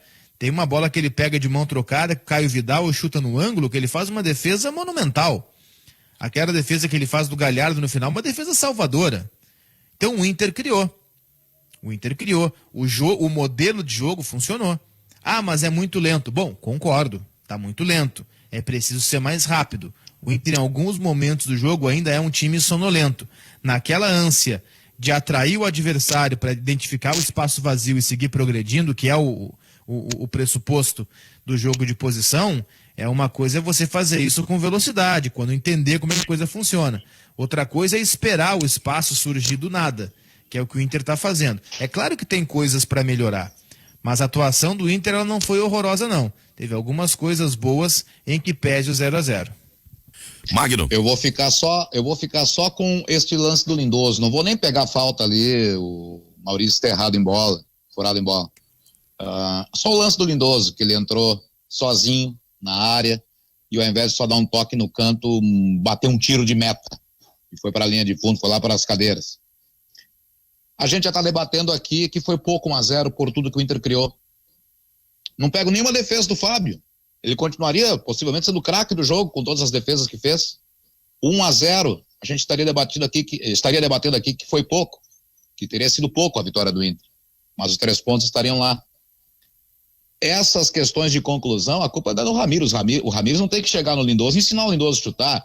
Ele não tem que chegar no Maurício e ensinar o tempo exato de bola para não errar o chute. Essas coisinhas assim. Aí entra a parte da lentidão. Eu concordo com o Oliveira. Isso sim, o técnico pode trabalhar e melhorar. Agora, conclusão não é ele que vai chegar a ensinar os caras, né?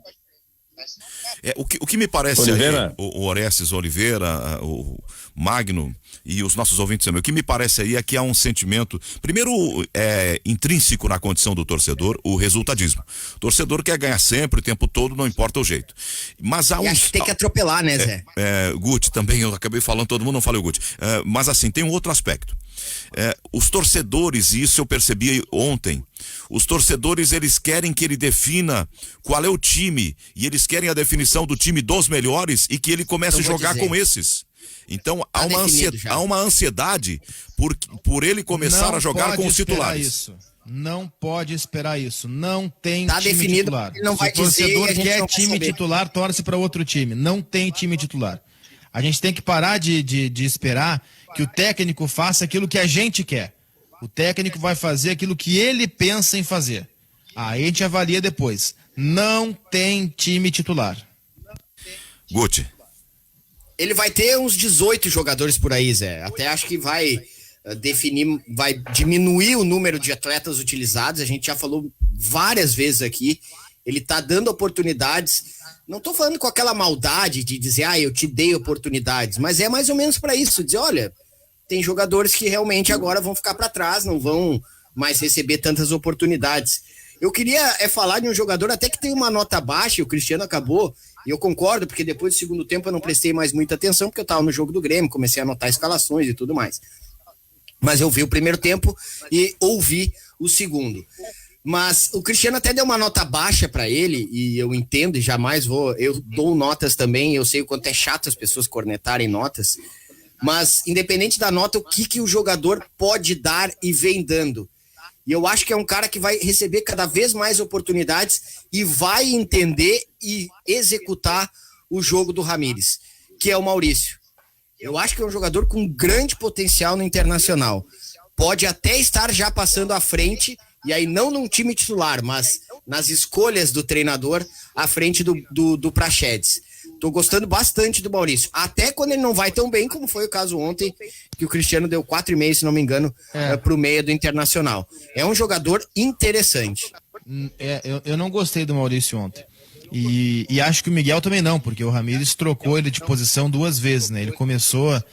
o Inter joga com um volante mais fixo no caso, só no desenho, né? Porque esse movimento, que é o Lindoso, e aí 2 à frente, é um tripé. É o que a gente chama de triângulo base alta, ou seja, a base tá pra frente. É 1 atrás e 2 na frente, portanto um triângulo. Se fosse base baixa, seria 2 atrás e 1 na frente. O cara de trás era o Lindoso, e aí esses 2 da frente era o Maurício, mas pela direita no começo, ou variando para a esquerda, dependendo de onde estivesse o Edenilson, mas mais pela esquerda o Maurício.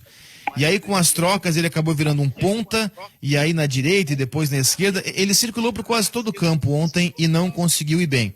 Eu gostei da entrada do Praxedes. Eu só queria colocar mais uma pimenta nessa discussão.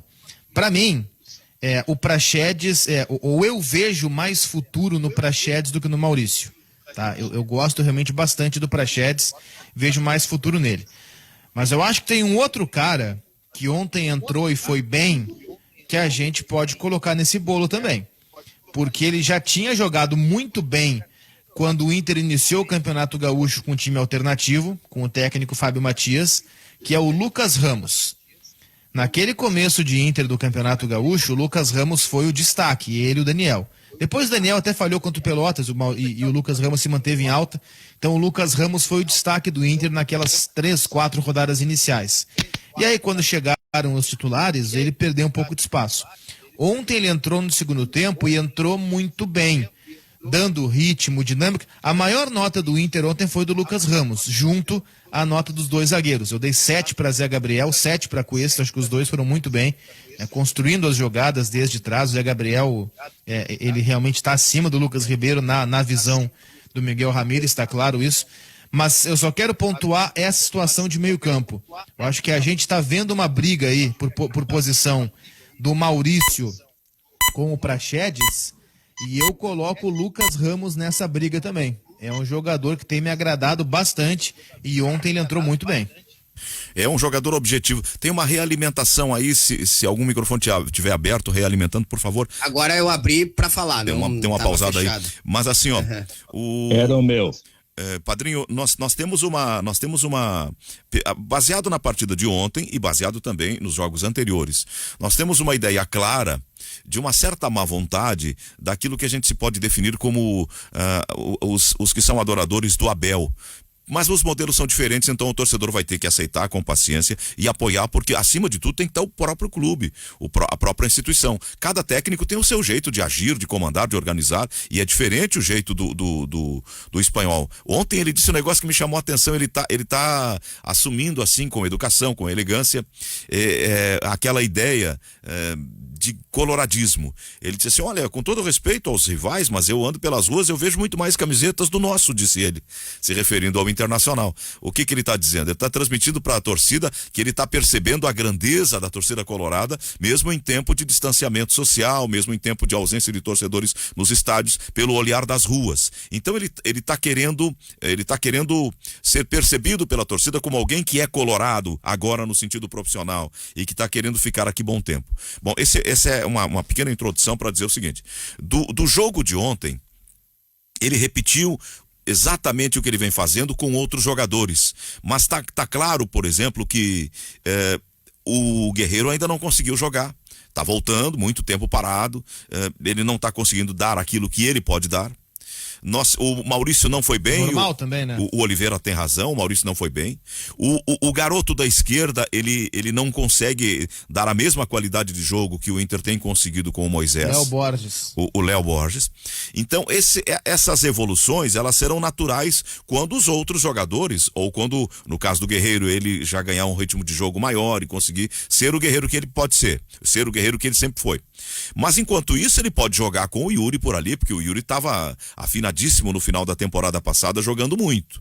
E ele pode ser. Só que ontem entrou um jogador que alguém vai ter que sair para ele jogar. Não sei em que posição, mas ele tem alguma coisa diferente, que é a objetividade e uma qualidade de passe e chute, que é o chileno. Ele entrou no segundo tempo e deu para ver que ali tem um jogador com qualidade técnica e com objetividade. A primeira impressão que ele deixou com a camisa do Inter foi boa, Zé. Ele entrou ontem, aberto pela esquerda, tá? E a primeira jogada dele já é um contra-ataque que ele puxa, ele arranca nesse contra-ataque, ele não tem uma velocidade final tão alta assim, mas a arrancada dele é muito boa. Ele na arrancada, naqueles 2-3 primeiros passos, das 2 ou 3 primeiras passadas, ele deixa os caras para trás. Ele dá essa arrancada e o Edenilson entra na área e ele dá um passe, o Palácios, ele dá um passe entre 2 zagueiros do São José, por trás deles, e eles não esperam o passe ali no ponto futuro, e deixa o Edenilson por trás desses 2 na cara do gol. Uma pifada excelente. E o Edenilson ali, ao invés de chutar, ele tenta driblar o goleiro, erra completamente, se atrapalha e perde o gol. Mas a primeira jogada do Palácios foi essa. E aí depois, com as outras trocas, ele acabou indo para a direita, onde eu acho que ele vai acabar jogando. Enfim, não teve outra jogada tão decisiva, porque o São José percebeu que, vamos se ligar com esse cara aí. E começou a fechar. Mas ele entrou bem. A primeira impressão dele foi boa. Com tudo isso, fica um fato para mim. E eu sei que o torcedor é um pouco mais ansioso, ele quer que os resultados saiam, o desempenho melhor ainda e seja breve, né, que tudo aconteça o quanto antes. Mas com tudo isso eu vou chegando a uma conclusão, quem puder olhar, né, pelo lado mais positivo, e essa avaliação eu faço do grupo do Grêmio também, é que o Inter já começa a ter várias opções de características diferentes e para mesmas funções, que pode aí dar condições pro Ramírez fazer um bom trabalho. Fica cada vez mais evidente isso para mim. Toda vez que eu olho um jogador, que nem ontem o Maurício não foi bem, mas é um cara que mostra que pode, de repente, agregar ou ser um bom reserva, ou ser opção para mudar um jogo, uma coisa diferente. Gosto do Praxedes, concordo com o Cristiano. Aí a gente vê um Lucas Ramos entrando. Ontem, Palácios, tem outros jogadores também para aquelas posições. Centroavante já tem gente discutindo se fica Guerreiro, se joga Yuri, tem a opção do Galhardo. Cada vez mais vão surgindo opções no time do Internacional. Claro que algumas funções, algumas posições, existem certas carências, talvez até para time reserva e tal, mas começa a se desenhar um grupo interessante, um grupo com opções para o treinador. O Patrick não foi bem ontem, mas não é sobre o Patrick que eu quero falar. Eu tenho uma pequena discordância, isso talvez seja uma impressão equivocada minha, uma observação errada minha, com uma obrigatoriedade de sair a bola jogando de trás, sempre pelos zagueiros e sempre bola... O que quero dizer? O Inter ele só chega na frente depois da bola passar pelos zagueiros. Que eu vejo, em alguns momentos, como um prejuízo. Porque se o Internacional eventualmente, e eu lembro do Jesus quando ele fazia isso, nós já falamos aqui no programa, a quebra do posicionamento defensivo adversário por uma bola longa para um jogador à frente. Se o Inter fizer isso em alguns momentos, ele vai surpreender o adversário, mas se ele fizer sempre do mesmo jeito, sempre saindo pelos zagueiros, os caras deixavam o tempo todo ontem o Cuesta e o Zé Gabriel livre ficavam atrás do meio campo. É claro que esse modelo de postura que nós vimos no São José ontem não será o padrão dos adversários grandes quando o Inter jogar contra times que com eles se equivalem em forças e investimentos e projetos e tudo mais.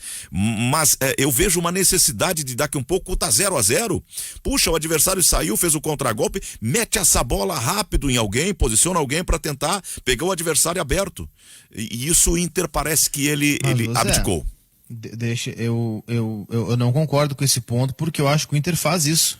Eu vou te dar um exemplo de alguns lances ontem. Teve pelo menos 3 ou 4 inversões do Zé Gabriel pro Patrick, em que ele encontrou o Patrick sozinho pelo lado oposto, sem marcação, lançamento longo, lançamento de 30, 40 metros, 40 metros, não, 30 metros mais preciso, lançamentos longos. É que o modelo de saída de bola do Inter é uma saída de bola que não é sempre igual. Ela começa pelos zagueiros, mas ela por vezes tem... Pegar o jogo de ontem, tá? Por vezes tem o Lindoso baixando como uma terceira opção para tentar deixar um zagueiro livre. Quando só um jogador do São José dá o primeiro bote, que era o Luiz Eduardo, centroavante, não tinha por que baixar o Lindoso. Então ele bloqueava um zagueiro, o outro ficava sozinho e o Lindoso naturalmente já se posicionava à frente. Então não tinha por que voltar. Quando ficavam 2 na frente, aí o Lindoso baixava para ter aquela famosa vantagem numérica que eu sempre falo explicando o que é o jogo de posição. Agora, quando a bola passa dessa primeira linha, nada impede que tenha um lançamento, e ontem teve várias vezes. O Cuesta é muito bom nesses lançamentos. Ontem o Cuesta também fez esses lançamentos para lado oposto. O Cuesta acionando o Caio Vidal. Teve um lance em que o Cuesta cruza a bola por cima direto para o Guerreiro da intermediária. O Zé Gabriel achou 3 ou 4 passes longos no peito do Patrick pelo lado oposto. Aí tem uma questão de instigar o adversário, e aí é um papo assim mais chato, é um papo muito técnico, muito teórico. Então tem muita gente que não curte e que nem quer entender. Mas o enquadramento corporal, por exemplo, é muito importante. Quando você joga todo o seu time enquadrado para um lado, o adversário naturalmente, é instintivo, naturalmente ele vai fechar esse lado. E o Zé Gabriel fez isso com propriedade umas 3 ou 4 vezes ontem, de enquadrar o corpo, ele com a bola, puxando todo o São José para a direita de ataque do Inter, e ele para o outro lado aciona o Patrick. E o Patrick aberto pelo lado oposto da bola sozinho, para dominar e jogar. Ele fez isso 3 ou 4 vezes ontem. Essa é uma saída de bola que pode começar com o zagueiro, mas pode ter um passe longo. Ninguém é obrigado, nem no jogo de posição, a ficar só com passe de 5 metros. É que as pessoas não estão entendendo o que é o jogo posicional, não estão entendendo a moral do jogo. A moral do jogo é ter uma vantagem numérica, uma vantagem técnica, uma vantagem tática, o mais perto da área possível. Se é possível ter essa vantagem com o lançamento mais longo, que se faça. E o Zé Gabriel e o Cuesta fizeram isso ontem. E ainda é futebol, né? O cara vai poder tentar drible, vai poder tentar um lançamento em velocidade, o que ele tem que fazer com um pouquinho mais de consciência e uma certa obediência. E é uma obediência, um setor do campo. Quem observa os jogos do Inter vai perceber que o Ramírez várias vezes pede para o jogador buscar se movimentar. O que ele não quer, e aí é da ideia dele, concordemos ou não, isso é outra história. O que ele não quer é que, por exemplo, os 2 meias, um deles ou os 2, baixem muito para buscar a bola. Isso é um fato, ele não quer. Isso é uma orientação do treinador. Agora, naquela faixa ali, ele quer que os caras se desvencilhem nas duas linhas, dê uma saída mais para a direita, mais para a esquerda, para poder tirar um pouco da marcação, que porventura o centroavante dê uma recuada entre as duas linhas de volantes e zagueiros para gerar uma certa confusão.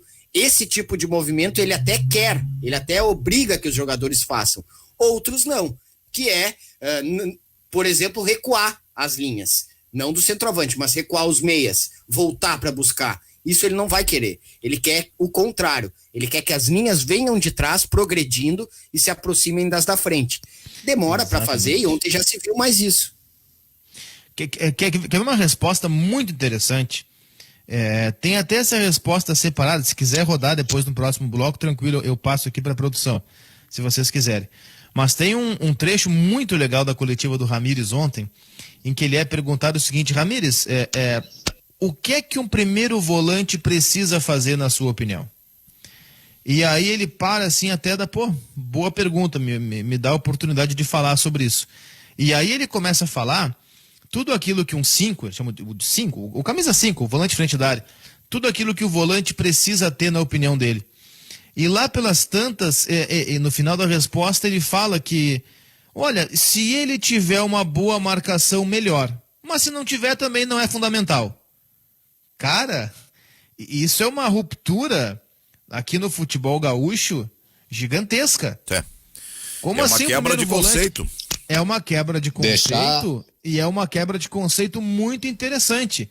Ele começa a dizer o que precisa ter o volante. Eu tenho a resposta separada, vou passar para a produção depois, se quiser. O Martin está aguardando aqui já para a gente. Mas é uma resposta muito interessante, porque ele fala o seguinte: olha, se for bom de marcação, melhor. Mas se não for, também não faz diferença. Tipo assim, sabe? Marcar não é a fundamental incumbência de um volante no esquema, no modelo do Miguel Ángel Ramírez. Em outros modelos é fundamental. No modelo do Grêmio, é fundamental que tenha um volante que marque.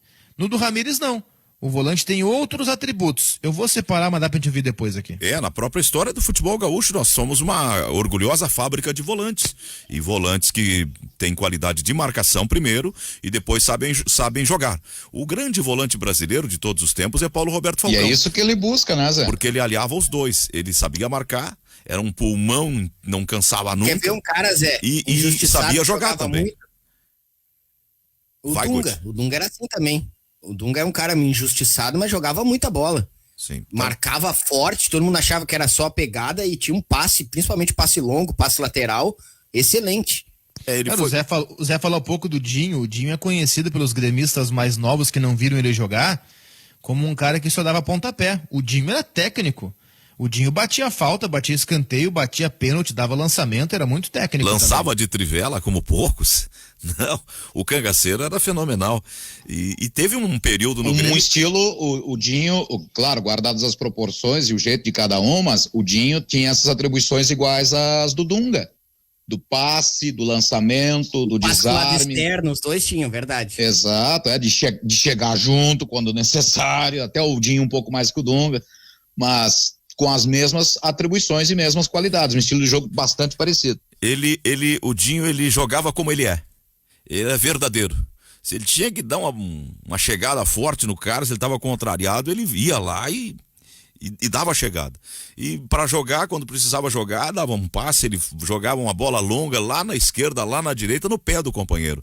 O sinal vai marcar 12:30, a gente vai fazer o intervalo, depois o Oliveira vai nos passar esse áudio e a gente vai recuperar. Já passei, tá no grupo interno aqui. O ouvinte vai se manifestando, vai participando. O nosso querido Wagner Saraiva, o Vaguinho, tá sempre com a gente aqui. Ele tá dizendo: é impressionante a lentidão na saída de bola, qualquer time se posta na defesa com facilidade. Eu prefiro o jogo mais direto. E aí ele diz: no segundo tempo, o jogo abriu mais um pouco e aí teve contra-ataque. É bonito esse movimento no futebol, diz ele. Tem mais aqui, o outro ouvinte é o William do Porto Verde. Bom dia, Zé. Eu acho que até o final do ano até o final do ano não vai jogar nenhum desses guris. O titular vai ser o Bosquilha, junto com o Dourado e com o Edenilson. Tá projetando aqui o nosso ouvinte do Porto Verde. Muito obrigado. Muito obrigado. Sempre o que tá fora é melhor. Porque ontem teve um que mandou que o Bosquilha disputaria a posição com o Patrick. Eu quase atirei o microfone longe. O Patrick ainda não foi bem ontem, mas o Patrick é um jogador confiável. Não foi bem, mas não disputa posição com o Bosquilha. O Bosquilha é um jogador de centro, o Patrick é um ponta esquerda. Daniel Pires Sapucaia diz, eu lembro bem, eu peguei aqui uma leva só daqueles tradicionais. Ele tá dizendo, Zé, só antes do Daniel Pires, para não perder o fio da meada, eu falei sempre o que tá fora é melhor. Espera o Guerreiro mais alguns jogos aí, se não fizer gol, já vão pedir de volta o Yuri. Aí coloca o Yuri fica alguns jogos sem fazer gol, vão querer o Galhardo. Aí o Galhardo fica alguns jogos sem fazer gol, querem de volta o Guerreiro. É o eterno, sempre quem tá fora é melhor. Eu lembro bem de Grêmio e Palmeiras no Pacaembu pela Libertadores de 19, quando o Grêmio ganhou por 2-1 de virada. O Everton e o Alisson ganharam todas dele na velocidade, ou seja, um jogador que 3 anos atrás já não tinha velocidade. Imagina agora, e vindo de um mercado onde o futebol não é competitivo. Definitivamente não dá para entender o Grêmio. O Renato continua dando as cartas. É o Daniel Pires contrariado com a contratação do volante Thiago Santos. Deixa eu dizer uma coisa, Daniel. O Daniel tem todo o direito de expressar a opinião dele tranquilamente, mas dizer que a Major League Soccer não é competitiva é uma desinformação e a gente jornalisticamente não pode proliferar essa desinformação. A Major League Soccer é um campeonato bastante competitivo, é um campeonato que tem grandes jogadores, que muitos times de lá são melhores do que muitos times brasileiros, enquanto liga, ela é 350 mil vezes mais organizada que a Liga Brasileira, aliás, nem existe liga no Brasil, é um campeonato com bons times, é um campeonato que a Conmebol sonha em enfiar na Libertadores para valorizar, inclusive financeiramente, a Libertadores, colocando os times dos Estados Unidos, e tem muito jogador bom por lá. E sobre ele ter perdido na velocidade para o Cebolinha, bom, gente, Cebolinha vai ganhar na velocidade de 98% dos jogadores do mundo. Perder na velocidade para o Cebolinha não é demérito para ninguém, né? O outro ouvinte o futebol americano, o soccer, né? Não é mais aquele que para bater o cara vem lá do meio de campo e chuta na saída do goleiro. Não é mais aquele, só para avisar, né? Toques. O Júnior de Canoas diz, tem culpa, ele escala esses caras ruins. Eu não sei em relação a quem ele tá falando. Que eu perguntei qual é a culpa do Ramírez. É com o Ramírez. Poxa, escala os caras. O Guerreiro não joga nada mesmo, né? Perna de pau. Vamos mais um aqui, Camaquã. Edenilson é fraquíssimo, não joga nada. Da Terra do Nunca. Tá dizendo, nomes para o Grêmio, Cano e Léo Gamalho. Obrigado, querido. Tá lá em... Foi o Pfeiffer que mandou esse? Não, é de Camaquã, o nosso ouvinte, aquele da Terra do Nunca é Camaquã. Porque o Gamalho é um dos grandes ídolos do Pfeiffer. O Magdo Fernandes está sempre participando com a gente aqui. Esse outro é Zé, eu não aguento mais falar do jogo de posição. Tá bem. Como é o nome do nosso ouvinte, ele, senhor de óculos, que também tá sempre conosco aqui? Seu João Batista, obrigado, seu João. Ele pode não aguentar mais, seu João Batista, mas enquanto o técnico do Inter for o Miguel Ramírez, esse vai ser o assunto. Acostume-se o senhor, é assim que a banda toca. É aquilo que eu falei, o time de futebol, ele não vai jogar conforme o que a gente quer. Ele vai jogar conforme aquilo que o técnico quer. O jogo do Miguel Ramírez é assim. Ele não vai abrir mão do jogo dele, seu João Batista, para jogar o jogo que o senhor quer. Ele não vai abrir mão do jogo dele para jogar o jogo que eu quero. Ele vai ter o jogo dele. Então, enquanto ele for o técnico do Inter, o assunto será o jogo de posição. Eu contei agora aqui, o Kubiak, o nosso Diego Kubiak, está sempre com a gente também, mandou 17 vezes a mesma mensagem. Ele está desde ontem tentando emplacar que a gente leia aqui. Ele diz assim, Zé, ontem eu falei... e a minha opinião não foi considerada. Eu disse que o Patrick, num futebol de proposição, ele não joga, pois é só força. O Zé Gabriel entregando bola como sempre. E eu, roubaria... alguma coisa, o corretor derrubou ele aqui, com o Abel Hernandes e mandaria o preguiçoso do Galhardo embora. O nosso querido Kubiak tá mandando uma mensagem que ele repetiu várias vezes. Ele tá meio contra o Patrick e agora vi que ele também tá contra o Galhardo. Tá dado o teu recado então, querido. Bem, vamos para o intervalo. Nós estamos com 12h, 34 minutos. Você está acompanhando o debate aqui pela Guaíba do Ganhando o Jogo, discutindo as coisas do futebol da dupla Grenal, do futebol gaúcho e brasileiro. Nós já voltamos. No programa O Mundo da Guaíba deste sábado, vamos falar a respeito da nova investida da OMS na China para tentar esclarecer a origem do vírus. O que muda na política externa brasileira com a troca de chanceler? Disputa pelo governo de Madrid ganha proporções europeias.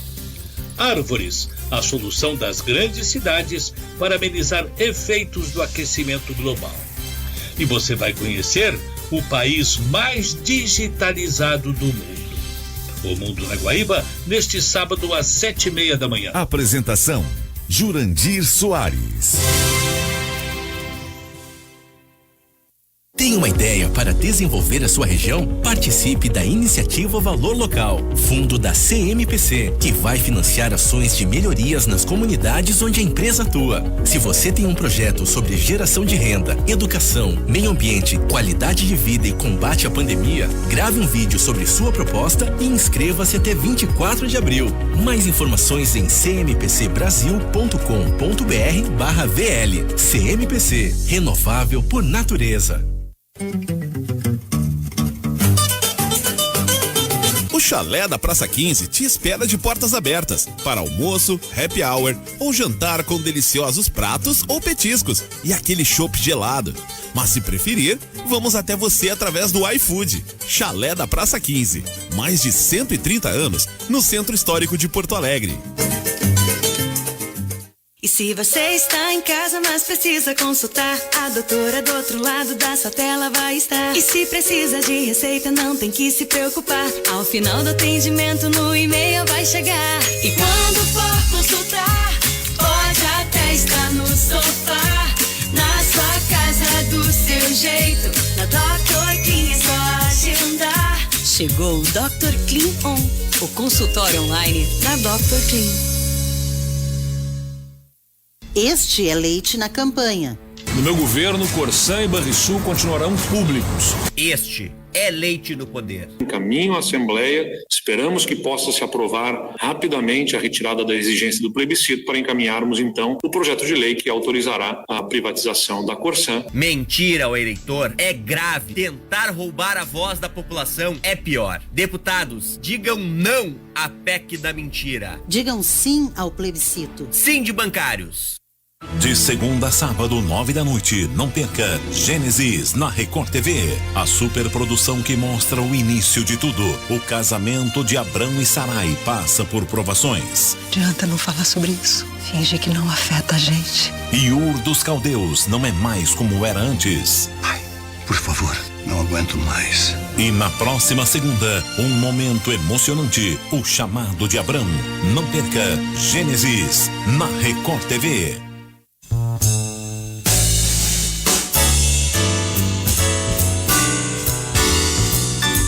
Você está ouvindo na Guaíba, ganhando o jogo. Retomamos, 12:38, estamos aqui na Guaíba com o Ganhando o Jogo. A hora certa é Carrefour, todos merecem o melhor. Carrefour confirmando 12:38. Ponto dos Cafés, deliciosas bebidas quentes ao simples toque de um botão, variedade de máquinas para atender a todas as necessidades da sua empresa. Marque uma visita pelo 3325.009 e conheça o site pontodoscafés.com.br. Bem, o Cristiano falou antes sobre uma fala do técnico Miguel Ángel Ramírez, do Internacional, a respeito do que ele pensa sobre o que deve fazer um volante. Vamos ouvir. Buena pregunta. Para nosotros, el 5 tiene que tener buena vista previa, es decir, que sea capaz de recabar información y que vaya ese segundito por delante de la jugada con esa vista previa, recabando información. Tiene que tener muy buen manejo, es decir, buenos controles, buenos pases para poder ejecutar y poder salir con el máximo control posible, ¿no? Tiene que entender el juego, tiene que saber quién me presiona, quién está libre, dónde está el espacio. Luego hay elementos que si lo tiene, mucho mejor, ¿no? Que es buen juego aéreo, buenos retornos, es decir, buenos duelos defensivos, que eso si lo tiene, mucho mejor, pero no lo consideramos imprescindible en la figura del 5 en nuestro modelo de juego. Resposta esclarecedora, Zé Aldo.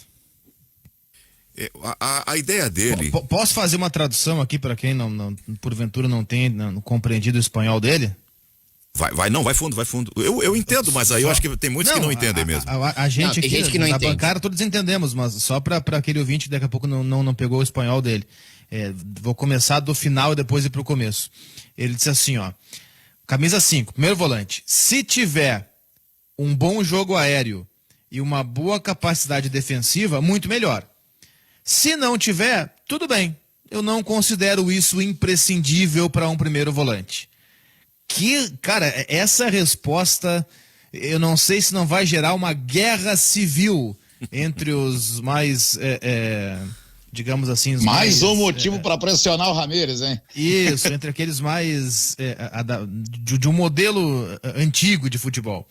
E o começo foi o seguinte... Mas tu sabe que eu acho que tu tá enganado, Cristiano. Zé. Eu acho que tu tá enganado. O gaúcho, ele é muito mais aberto a experiências, novas vivências, modificações do que nós pensamos. Nossa, Zé. Não é nada. Vou dizer para vocês. Eu trabalho já há 25 anos no direito de família. As principais teorias que depois, com o tempo, acabam sendo adotadas, sendo utilizadas no Brasil, nas mudanças, nas transformações familiares, elas começam no Rio Grande do Sul. Mas o Ramírez não é jurista, o Ramírez é técnico de futebol, Zé. Não, eu tô falando no futebol, os caras, o volante tem que marcar. Entendeu? Não, mas o gaúcho não é tão conservador também. Sim, muito. No futebol, demais. Pega os recados que vão chegar aí, pode ver se não tô com a razão. Fala, Magno. Só vou dizer o seguinte, vamos supor, estreia lá o Cristiano Oliveira como volante do Internacional com essas características aí postas pelo Ramírez, que não precisa ter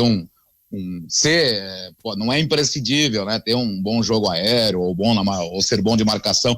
Primeiro erro desse volante moderno, na teoria do Ramírez, e que originar uma jogada boa ou até um gol de um adversário, o dia seguinte esse WhatsApp aí que tá na tua frente, Zé Aldo. Viu? Quer inventar o volante que não sabe marcar? Aí, claro. Perdeu o jogo. As pessoas não veem futebol, Zé. As pessoas veem os gols. Eu não deveria falar isso, cara, mas eu vou falar. As pessoas não veem futebol, elas veem os gols do Fantástico. Então elas só olham os últimos 3 segundos do gol. O Inter esses dias fez um gol num jogo que ele ganhou, acho que eu não lembro contra quem era. Eu comentei o jogo, mas já esqueci contra quem era. A bola começa com o Marcelo Lomba. Saída curta. O Inter fica 1 minuto trocando passe e faz o gol. Só que o que é que vai aparecer no gol na televisão? Só os últimos 3 segundos. Que é o cara chegar na área, toca e faz o gol. Aí depois, no outro dia, vai chegar alguém para dizer, viu? Mas nunca sai um gol com saidinha curta. Sai gol de saída curta 300 vezes por dia. Só que as pessoas não veem, porque elas veem só os últimos 3 segundos da jogada. E só para fechar, Magno, rapidinho a tradução do Ramírez, tá? Então ele fala isso, não que jogo fecha, aéreo... por favor, que isso tá muito bom. Eu queria continuar conversando sobre isso e tenho visões. Não, eu quero falar também. Tá, não, então vai, então a tradução fica para depois. Não, traduz primeiro, eu digo, não fecha esse assunto. Tá, então vamos lá. Visão, não é fechar o assunto, pelo contrário, é só para trazer toda a resposta. Jogo aéreo e marcação, se tiver melhor, mas se não tiver, beleza, não é imprescindível. E visão prévia, ou seja, antever o que está acontecendo. Fazer a leitura de jogo e o manejo que ele fala é um bom controle de bola. Do tipo assim, a bola vai chegar no volante, ele tem que dominar, tá bem posicionado e sair jogando, identificar o espaço vazio e jogar. O volante tem que ser isso. Se ele souber marcar, melhor. Se ele não souber, não tem problema. E eu vou dizer um negócio agora, que eu sei que muita gente discorda, e já fiz algumas observações dos jogos do Ramírez. Ontem ele nem atuou, para falar bem a verdade. Mas o Rodrigo Dourado tem entendido muito bem essa função no time do Ramírez. Eu sei que muita gente não gosta, acha que falta um passe um pouco mais longo, né? Mas visão de jogo, entender o que está acontecendo, perceber onde avançar, onde atacar, às vezes até ficar, deixar um zagueiro ultrapassar para que tenha essa liberdade, esse espaço para jogar. Eu acho que tá se tornando muito interessante o modo como o Rodrigo Dourado tem executado e entendido o jogo do Miguel Ángel Ramírez. Se vai virar um Casemiro, um Busquets, vou usar o mesmo exemplo lá do Grêmio. Não sabemos, não tem como. Mas ele entende ou está entendendo e evoluindo muito bem nesse tipo de jogo.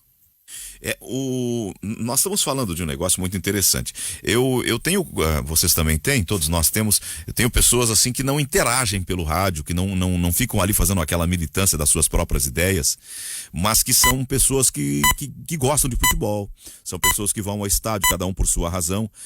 Há casos de médicos que nos acompanham, são nossos ouvintes e que são frequentadores de arquibancada, há casos de engenheiros, há casos de toda sorte. Tem desembargadores que são os juízes de última instância que julgam toda hora as coisas, então tem o viés de um julgador de fatos o tempo todo que nos acompanham aqui. Eu diria que, imagino, tenha cientistas altamente qualificados que também gostam de futebol e que por conta desse gostar de futebol também ouvem as resenhas, os debates em rádio.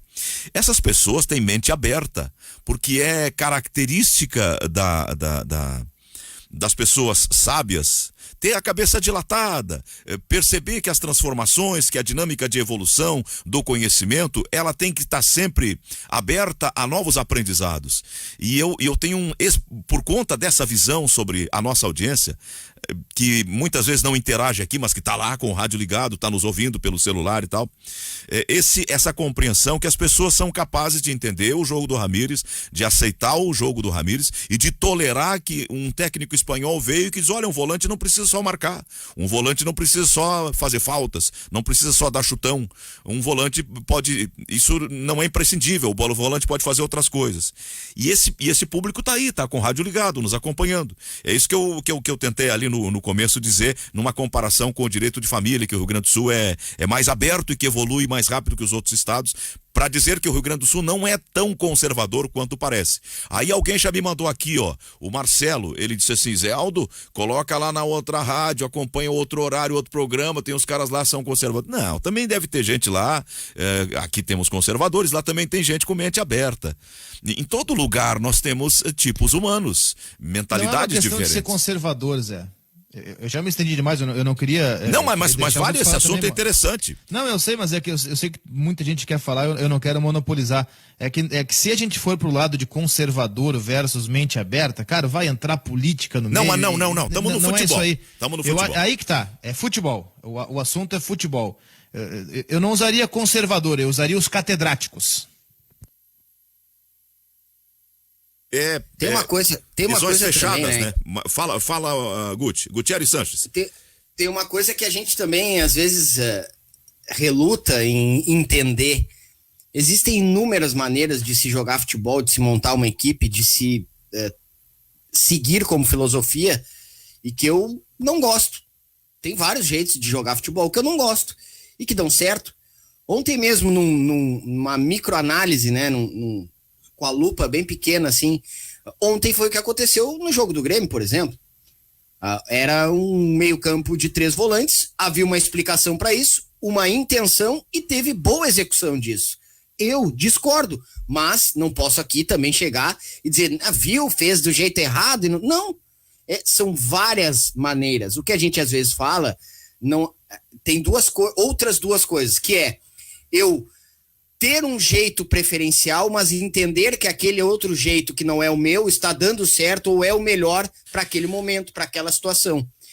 Agora, quando o cara está começando um trabalho, tem todo o grupo à disposição, gira esse grupo, ele vai tentar ao máximo implementar o jeito dele. E é o que a gente está vendo no Inter, e é o que a gente vê no Grêmio. A gente às vezes aqui reclama de uma certa insistência do Renato, diz que não dá para ser daquele jeito, mas é o jeito que ele entende ser o melhor para o Grêmio e é o jeito que ele insiste em trabalhar. Então tem várias maneiras de se jogar. Tem gente que prefere, e aí eu não vou entrar também nessa de se joga como o Abel prefere, o Abel Braga, né, não Ferreira. Se joga como o Abel Braga prefere é conservador, se joga como o Ramírez joga é mais pra frente, é mais atualizado. Não, tem várias maneiras de se jogar futebol. O que se busca, claro, sempre é a vitória. Só que tem jeitos que nos fazem mais admirar, gostar, e tem cara que gosta mesmo daquele jogo mais duro, daquele jogo mais objetivo, daquele jogo que talvez seja mais seguro. O Inter do Odair, por exemplo, para não ficar em outros, né, não ficar no Abel Braga, não ficar no Ramírez que chegou agora, ou no Kudê, o Inter do Odair tinha a sua dose de segurança. irritava por vezes os torcedores. Tem gente que já tem certa saudade daquele jeito de se jogar, com mais segurança, mais peso, mais marcação, um pouquinho mais fechado, sai mais na velocidade, porque se não der certo não tem muita gente lá na frente, não fica desprotegido. Já o Ramires, por filosofia, e outros tantos treinadores pensam que nem ele, vão querer estar sempre mais com a bola, estar sempre em vantagem numérica e atacar com mais perigo para o seu adversário, com mais desconforto para o adversário. Existem várias maneiras, por isso que a gente passa 2 horas aqui diariamente falando desse esporte, por isso que a gente gosta tanto e tanta gente acompanha esse esporte no mundo inteiro, e por isso que tem tantas opiniões divergentes, senão haveria só um jeito. Pega a Fórmula 1, que é um esporte que eu gosto, que também existem estratégias, pneus, jeito de pilotar, mas no fundo é acelerar e andar mais rápido do que o outro. Agora, quando é futebol, a coisa modifica muito, tem muito jeito de se jogar. Uma coisa é não entender, outra coisa é não gostar. Eu acho que tem diferença nisso tudo. Qualquer esquema acaba sendo bom, Zé, quando ele se torna vitorioso. Pode ser um esquema mais defensivo, um esquema mais de posse de bola, um esquema mais direto de conclusão. O que torna ele bom ou ruim, isso na minha avaliação, é a efetividade e o resultado. Se não está dando resultado de um jeito, tenta se alterar para buscar. Pode ser vencedor com o melhor ataque do campeonato, como pode ser e tomando uma quantidade enorme de gols, quase falei um palavrão, uma quantidade enorme de gols, como pode ser só com uma grande defesa, bastante sólida, marcando poucos gols e se tornar vencedor igual, né? O que nós estamos tratando aqui é bem interessante, porque quem é apaixonado por futebol, e eu sou apaixonado por futebol, eu não acompanho tanto quanto gostaria. Às vezes estou cansado em casa, tenho um compromisso da minha outra atividade e não olho tantos jogos, mas sempre que eu posso, que o jogo tá bom, me atrai e fico olhando. Nós estamos falando aqui de diferenças. Por exemplo, numa rotulação livre, eu rotularia o modelo do Ramires como um jogo projetado. Ele organiza, planifica, treina e executa aquilo que ele projeta. Então nós sabemos que ele tem uma ideia, que ele tem um conceito e aquele jogo está projetado e vai ser executado tal qual projetado. Há jogos em que tu olha o time e tu vê que o time ele não sabe o que fazer. Ele não tem um projeto de jogo, ele é puramente intuitivo. Às vezes dá certo, às vezes não. Há modelos, e a gente pega na história tantos modelos, de uma proposta de jogo especulativa. O que é? Vai lá ver como é que o adversário joga, vai se moldando o adversário, vai buscando os erros do adversário, vai explorando os erros do adversário e vai construindo a partir disso o teu resultado. Há outros modelos que são prospectivos, levantar os dados do adversário e a partir daquilo fazer o teu modelo. Muitos treinadores ao longo da história, vou pegar assim, me ocorre rapidamente, Enio Andrade, ele no primeiro tempo, ele analisava o adversário e aí no segundo tempo o time dele vinha e mudava de acordo com o adversário e ganhava em cima daquilo que ele identificava como fragilidades do adversário. Só que naquela época não se tinha facilidade para analisar o adversário como se tem hoje. Ele não tinha um computador na frente dele com 600 vídeos de todos os adversários como se tem hoje, percebe? Como o tempo muda. E aí que tá. Não existe um modelo certo ou errado de jogar. Tudo isso é verdade. Até mesmo dentro do jogo de posição, existem várias outras ramificações, vários outros tipos de execução desse modelo diferentes. O Miguel Ramírez, ele adota um jogo de posição que é diferente em alguns aspectos, por exemplo, do que o Domenech Torrent quis fazer no Flamengo ano passado. Que é diferente, para pegar o supra-sumo do jogo de posição, que é muito diferente do que o Guardiola aplica no City, ou que aplicou no Barcelona. Existem várias estratégias diferentes, até mesmo assim, um time reativo. Reativo não é simplesmente um modelo. Como é teu jogo? Eu jogo reativo, tá bem? Só que dentro do modelo reativo tem 600 formas diferentes. Tu marca com linha de 4, linha de 5, ou linha de 3. O bloco é baixo, o bloco é médio. Tu vai usar uma saída pelo lado, uma saída de 3, uma saída em bola longa. Tu vai usar o pivô, tu vai usar um ataque móvel, movimentação, tu vai buscar atrair o adversário.